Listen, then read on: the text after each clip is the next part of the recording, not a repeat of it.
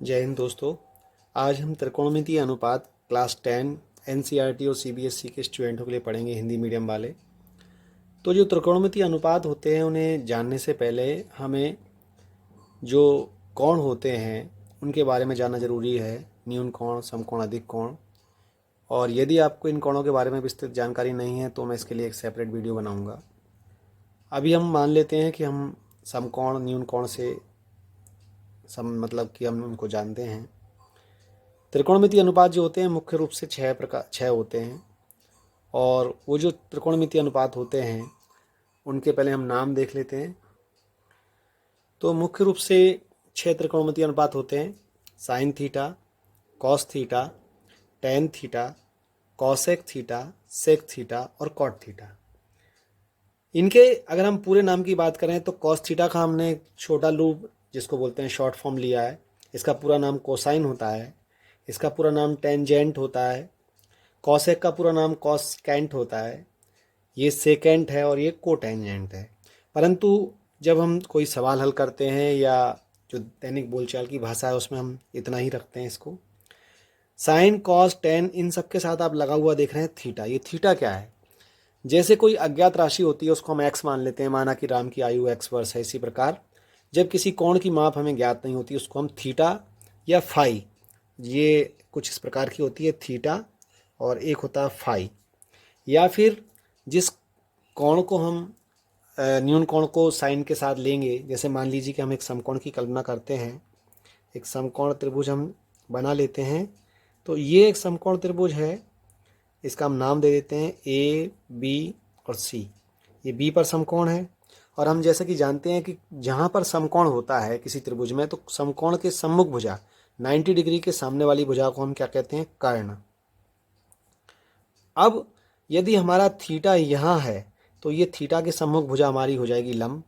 और यदि हमारा थीटा यहाँ है तो इसके सम्मुख भुजा हो जाएगी हमारी लंब ये। मान लीजिए कि हमने थीटा इसको माना है तो ये भुजा हमारी कहलाएगी क्या? लंब। और ये जो बची हुई भुजा है ये हो जाएगी आधार।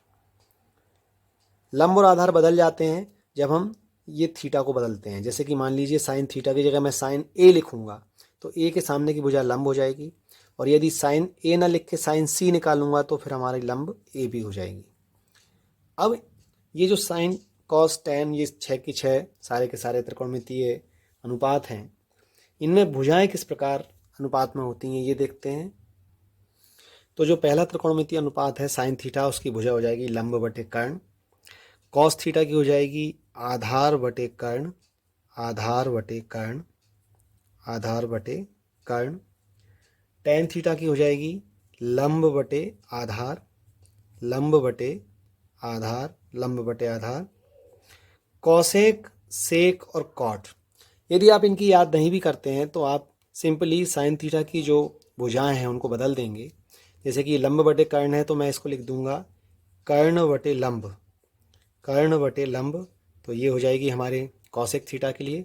सेक की हो जाएगी, हम इसको पलट देंगे कॉस को, तो ये हो जाएगा कर्ण बटे आधार, कर्ण बटे आधार। और कॉट की, टेन की भुजाओं को बदलने से मुझे कॉट का अनुपात मिलेगा आधार बटे लंब। तो ये 6 के 6, ये 6 के 6 हमने त्रिकोणमितीय अनुपात में समकोण त्रिभुज के अनुसार देख लिए कि भुजाओं का ये जो अनुपात है वो क्या होता है।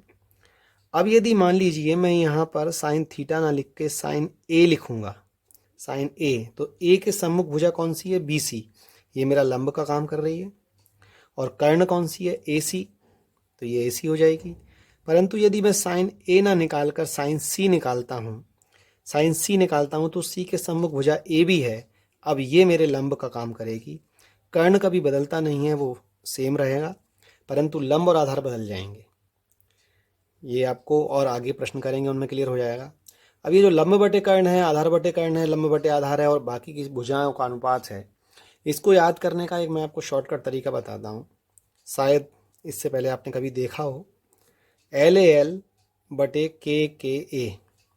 इसे हम एक फ़नी लैंग्वेज में याद करेंगे, इसे बोलेंगे लाल बटे कक्का। कक्का जनरली ग्रामीण अंचलों में चाचा से कहते हैं। लाल बटे कक्का में हम इसको कैसे याद करेंगे? तो पहली भुजा है हमारी लंब बटे कर्ण, एल बटे के। लंब, एल से लंब, के से कर्ण, लंब बटे कर्ण। ए से आधार, के से कर्ण, आधार बटे कर्ण किसका हो गया, ये कॉस का हो गया। तीसरा लंब बटे आधार, ये लंब बटे आधार टेन का हो गया। अब कॉसेक का निकालना है तो ये इसका रेसिप्रोकल, क्योंकि साइन और कॉसेक एक दूसरे के विपरीत होते हैं, कॉस सेक होते हैं और टेन और कॉट होते हैं इसी प्रकार। तो कर्ण बटे लंब ये कॉसेक का हो गया, कर्ण बटे आधार ये सेक का हो गया और आधार बटे लंब ये कॉट का हो गया। बाकी फिर हम इसके अगले वीडियो में जब प्रश्न करेंगे, सॉल्व करेंगे प्रश्नों को, तो हम आगे और अच्छे से समझेंगे। ठीक है दोस्तों, फिर मिलते हैं नेक्स्ट वीडियो में।